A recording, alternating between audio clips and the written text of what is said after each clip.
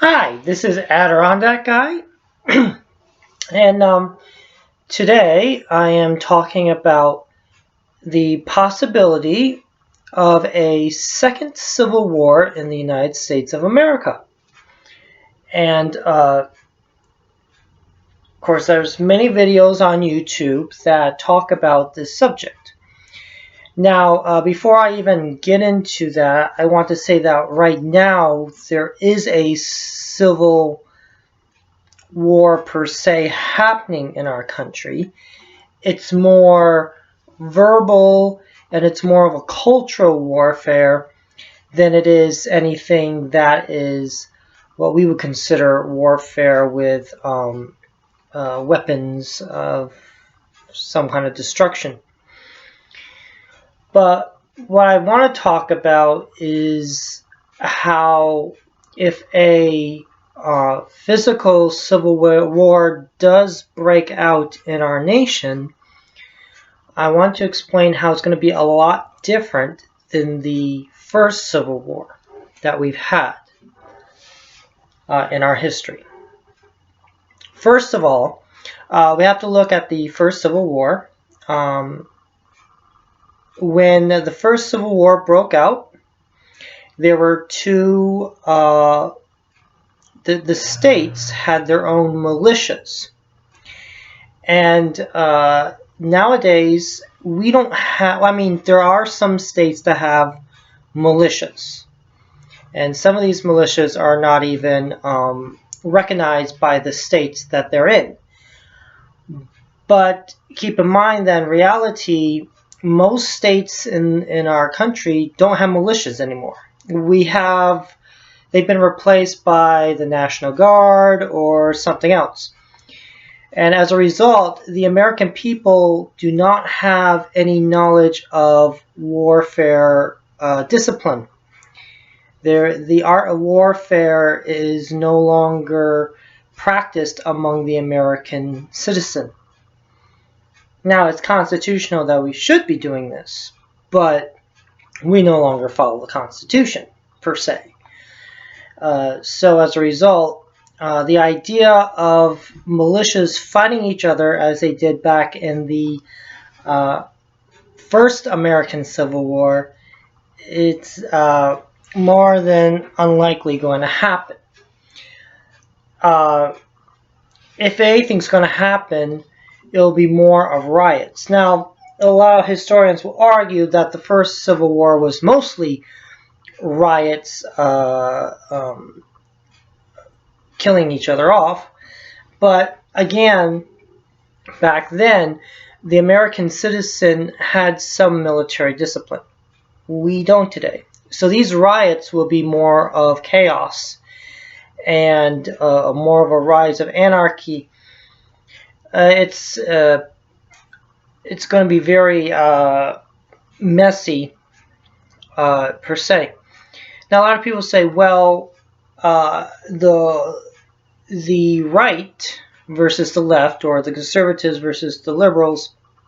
The left, they got all the guns. They got all the weapons because they support the Second Amendment. Again, if you are not military disciplined and all that kind of stuff, those guns are useless. It's just a fact. As for the left, the liberals, many of them do own weapons. Okay? Many of them do own guns. But again, they are not disciplined either within the arts of warfare. If there's going to be any warfare within our country, it'll be through the militaries. And you'll be like, well, that means the military will have to divide itself. Not necessarily.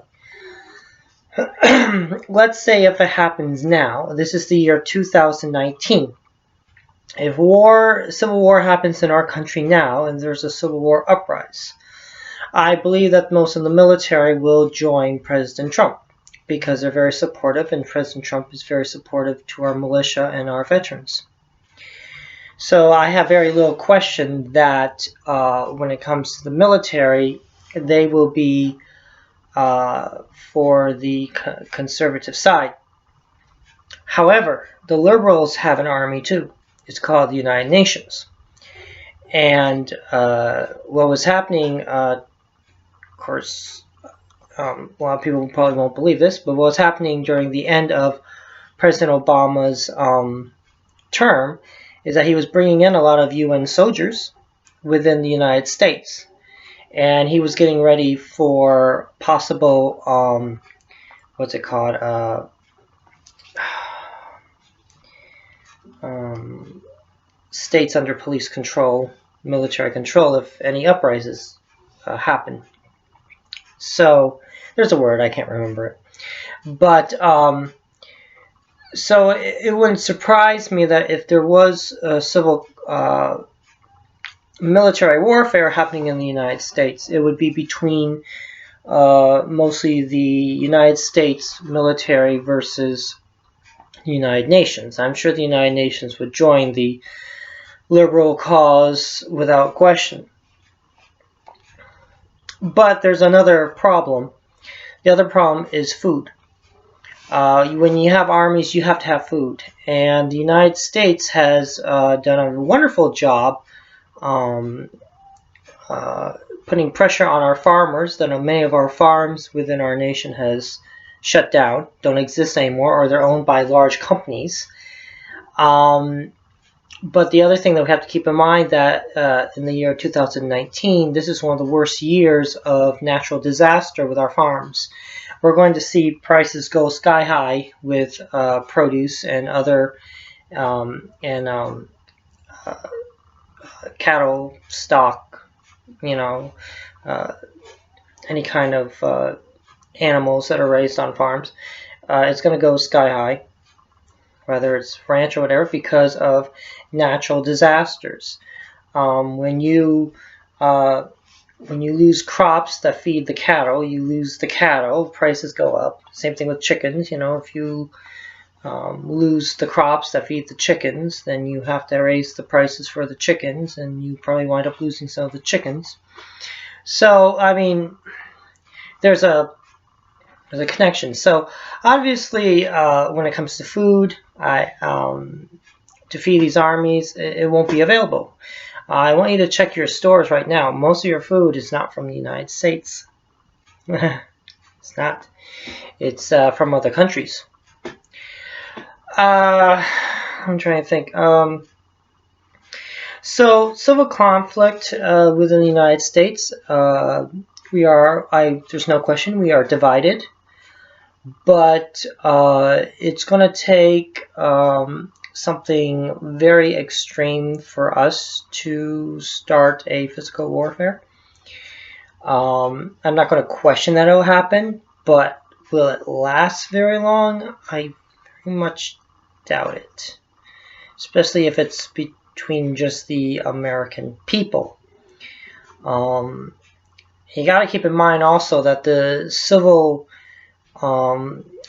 conflict is between the urban and rural areas, meaning from the people who live out in the country versus people who live out in the city. And I mean, like, where's the battle going to be held? Will the city folks go out into the country and start causing trouble? I don't see that happen. Will the country folks go into the city and start causing trouble? No, I don't see that happening. So I don't know what to tell you. There's a lot of different views out there about a possible civil war, but it needs to take something very drastic for it to happen. And it can easily happen, I'm sure, but maybe not. All right, that's my view. Let me know what you think. Good day.